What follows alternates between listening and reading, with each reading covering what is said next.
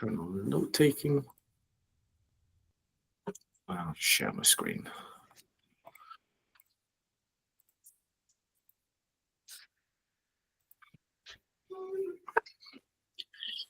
Hello, welcome to the technical updates for March 2025.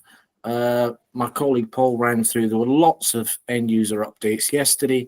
There aren't as many technical updates for March, but I've just condensed it, as I said earlier before the recording started, just looking at the ones where administrators might need to know, so to speak, about certain developments and things like that.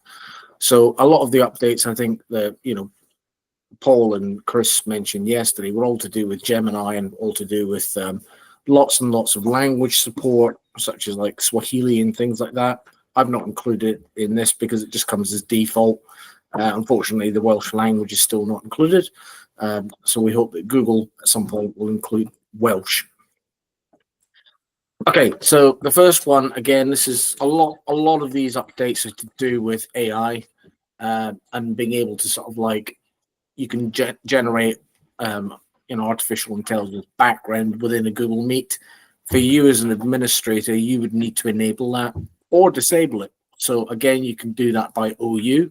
So you may wish to have, if you've got an art teacher, for example, or a history teacher, and they're in a meet, they may want to have an AI generated background. For example, I did recently, I did a AI generated meet background of a French chateau, which was rather nice. And Chris thought, you've gone up in the world, you've moved house.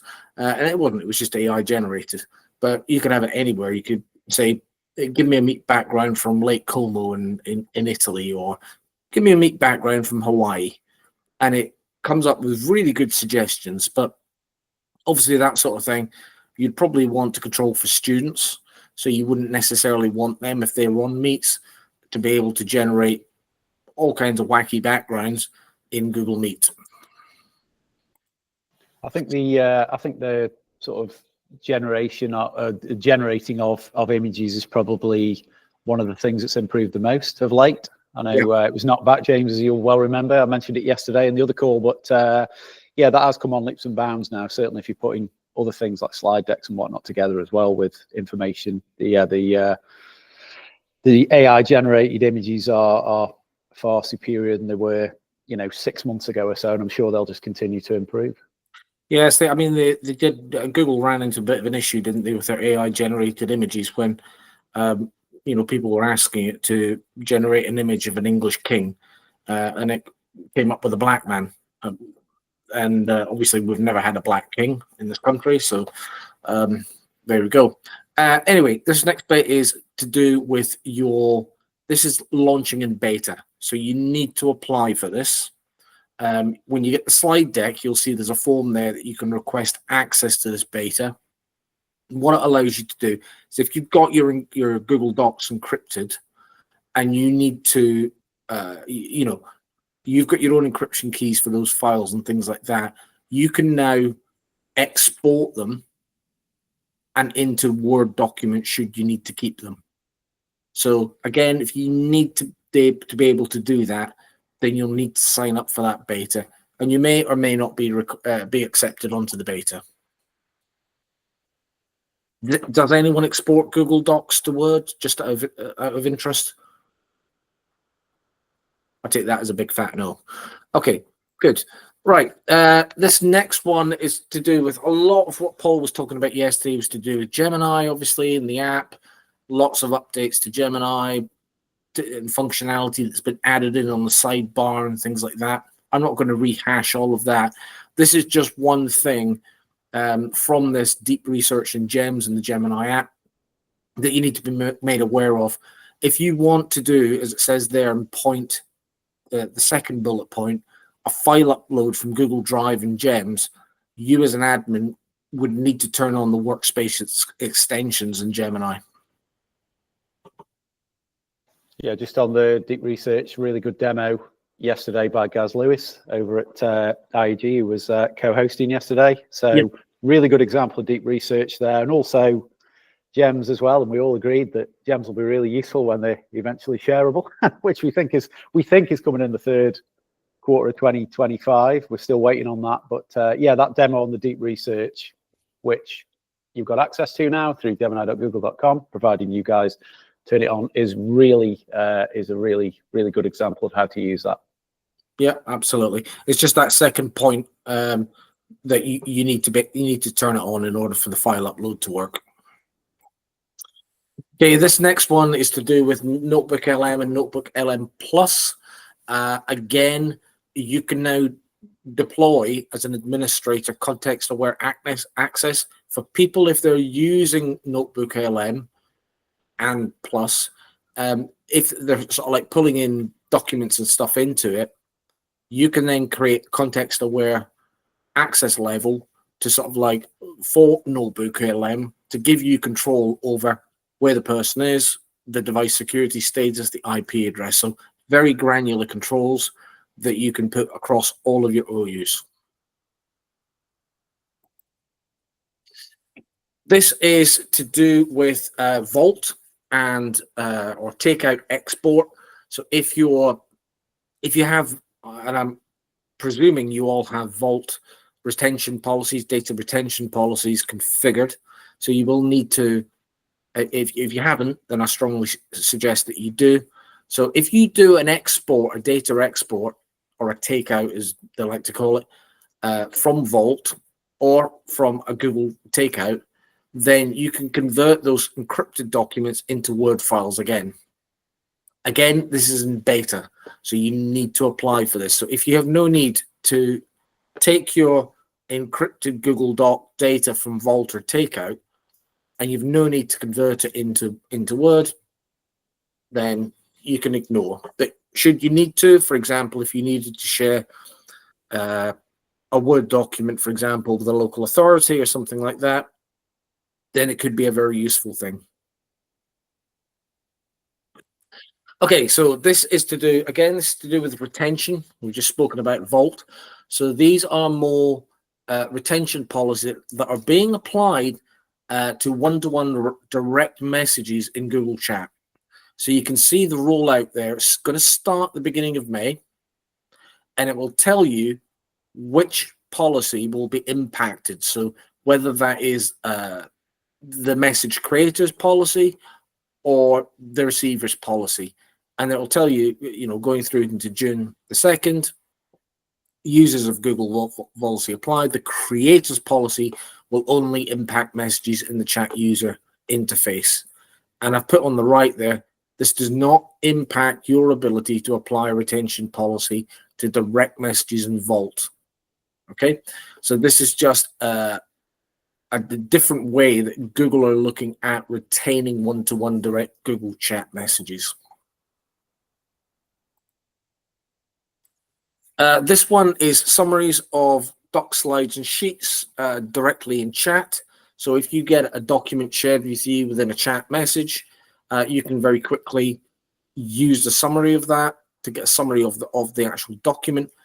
But I've put in there as an administrator, in order to access those summaries, then you need to have those personalization functions turned on. Otherwise, they won't get them.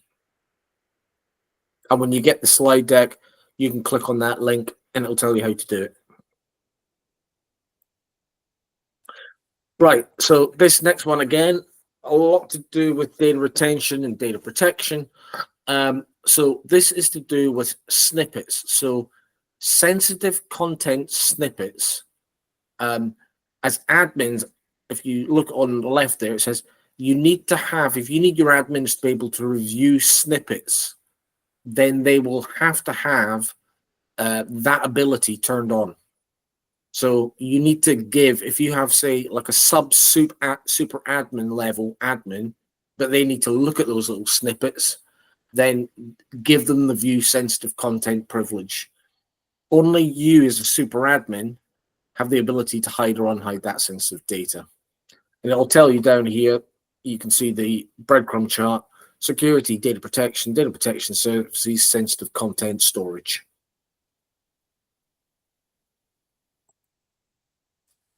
This is an update from, I think it came out in November last year. So this is DLP rules based on classification labels. So this is for Gmail, and it used to not be instant in Gmail. It now is. So it's now instant, and you can provide those classification labels. And as it says, you can enable it for the whole domain, or do it by an individual user, or do it by OU. And again, you can use that label manager tool going into security, access, and data control in the admin console. Right, this one is more a safeguarding thing more than anything else. So Gemini, you can do Google Vids now, and Gemini will have got this thing called Help Me Create. So you can have Help Me Create a draft video using certain prompts and things like that. You as an admin need to be made aware that is on by default. So if you do not want your students creating their own vids, their own Google Vids from their prompts, you need to turn it off or disable it at the student level OU.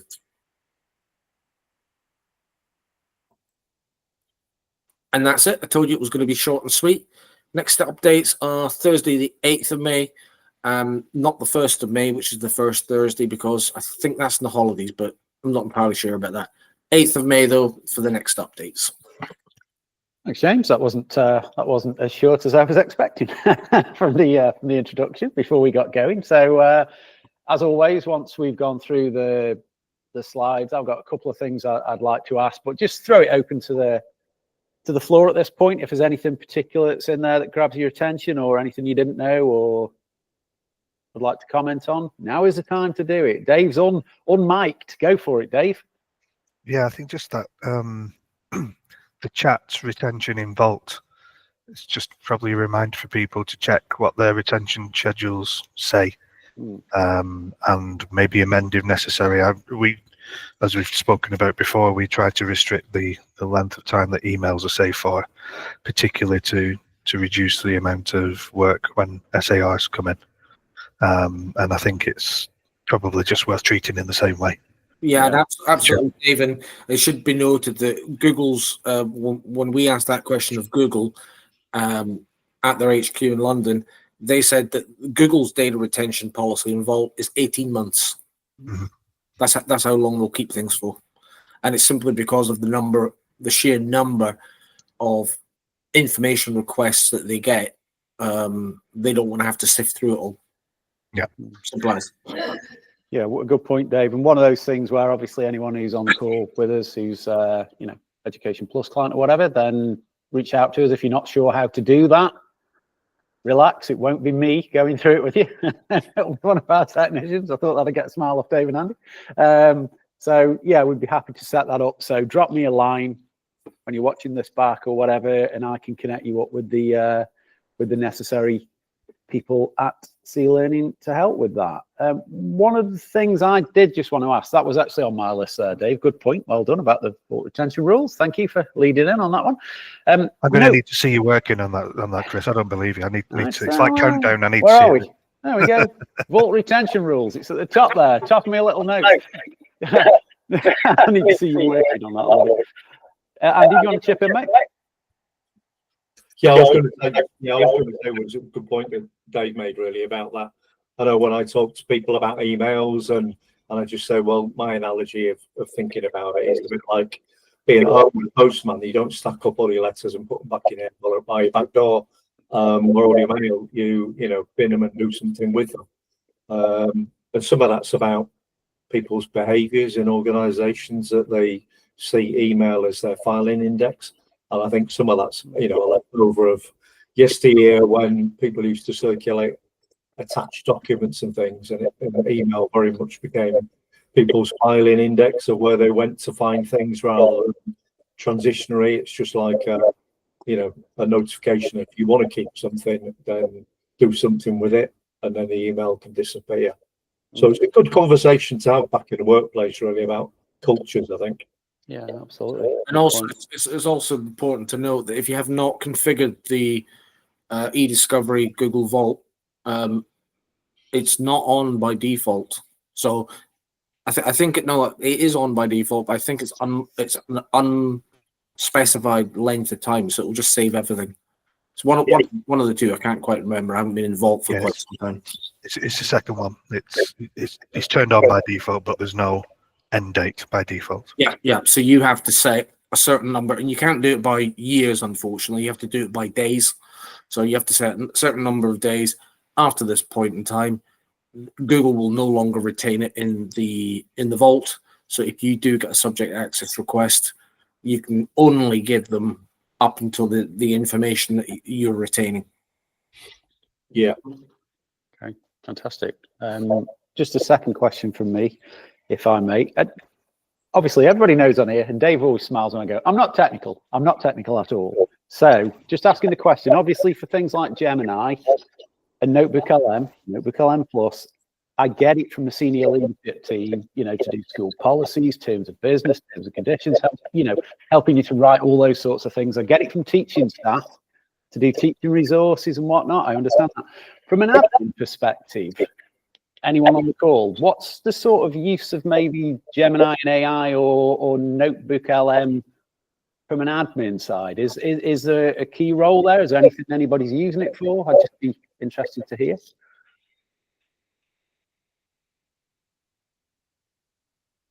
Yeah. Okay. I was giving others a chance to speak, but nobody else is daft enough to do so, so I'll speak up. So some examples of how I've used it is policies. Around policies, either policy creation or comparing policies. So you upload your policy documents into LM, and then you ask it a question. And I think one of the key things for me, one of the benefits I find with LM is that the kind of walled garden area is that it's not going out to the internet to find information. It's only looking at the resources that you share with it. So you can come up with many uses around that. Other things like when I do training sessions, feedback forms, I'm really against having people sat there on a device whilst you're training. You can take some notes in it however you like. I'll share with you the resources, but people on a device, 9 times out of 10, they're not making notes about what you're saying to them. They're checking their emails, or they're doing the shopping, or whatever, booking the next holiday. So our approach is that you don't take a device in unless you need that device for the training, and that feedback is done on an old school paper form. No, because this is an IT establishment. But what I do then is I take those forms, I scan them in from our printers, scan to email, convert it to PDF, put that into Notebook LM to give me some independent and unbiased feedback, and summarize the feedback, summarize the key points. That's been a really beneficial way of working, because whilst we talk about the bias in AI, as humans we are biased, and people will take either one or two approaches with feedback. They'll either go, oh, I'm brilliant, I'll ignore all the negative feedback, they don't know what they're talking about. Or they'll go, oh my God, I did a good session, but look, 2 people thought that the temperature wasn't quite right in the room, and they'll focus on that. But by putting that through Notebook LM, you're getting an unbiased and accurate summary. I think they call it subconscious bias, don't they? Subconscious bias, yeah, but it recognises handwriting brilliantly as well. Yeah. So that's just another use case that I thought I'd share, because it works really well for us. Excellent. Big time saving elements there, I would imagine, as well, Dave, in that, which is awesome. And like you say, the Notebook LM, that's one of the things I like about it, is that you can just put in specific documents that are relevant to your question, or, rather than it going, on a school policy or something like that, you push it out there, it's picking information up from everywhere with Gemini, isn't it? But Notebook LM will just concentrate on the documentation that you've given it to look at, which is brilliant. Fantastic. Any other comments at this point? Anything in general around admin or anything else Google related? Are we good, or? There we go. I think we'll finish early then, Chris. Okay, I think we're all right there. Yeah, not too bad. We'll give you. I think yesterday I said I'll give you 60 seconds of your day back, because that was a really long session, wasn't it? With